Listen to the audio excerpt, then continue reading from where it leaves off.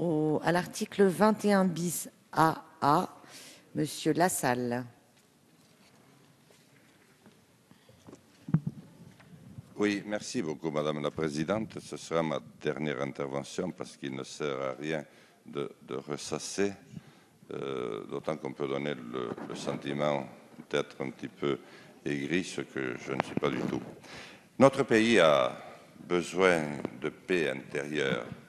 Notre pays a besoin, dans les temps très durs et très violents auxquels nous avons à faire face et auxquels nous aurons à faire face, d'être soudés et de pouvoir se retrouver autour de ce qui a toujours fait sa force, la profondeur de notre pays, la profondeur des hommes et des femmes qui l'habitent de toute leur âme et qui en ont fait un pays entretenu comme du papier musique. On peut le regarder du haut des avions, on peut le regarder, c'est un pays magnifique.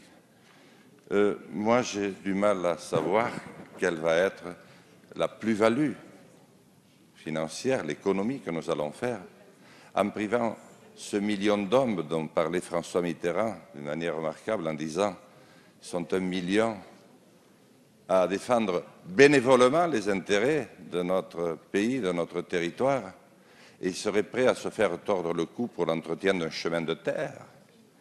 Et il y a 1 million derrière eux qui sont prêts à les remplacer le moment venu si le premier million était défaillant. Mais ces hommes et ces femmes sont dépassés de travail aujourd'hui. Ils ont un travail considérable. Et du jour au lendemain, ça va être effacé.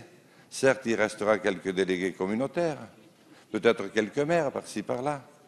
Mais qu'allons-nous faire sans le travail bienveillant, totalement libre, non rémunéré de ces hommes et de ces femmes? Moi, j'aurais pensé que la priorité de notre pays, c'était de s'attaquer à la reconstruction de son industrie, à son adaptation au temps moderne, à la reconversion énergétique, puisque le pétrole, vous le savez bien, et le nucléaire posent problème. Madame, vous pouvez taper, j'en ai pas pour longtemps. Je vous assure qu'après, vous ne m'entendez plus sur un sujet qui est si triste pour moi. Je pensais que la priorité de notre pays était là. Eh bien non, il faut bien croire qu'il est ailleurs. Notre agriculture peut s'interroger. Mais que vont devenir ces grands sujets sans les animateurs, sans la volonté de ces hommes et ces femmes élus sur le territoire? Je me le demande, en tout cas, je suis vraiment très pessimiste. Ça va donner du contentieux à n'en plus finir, parce que ces structures mettront des années avant de se mettre en place, et des conflits entre juges et préfets. C'est exactement ce dont avait besoin ce pays pour retrouver le moral.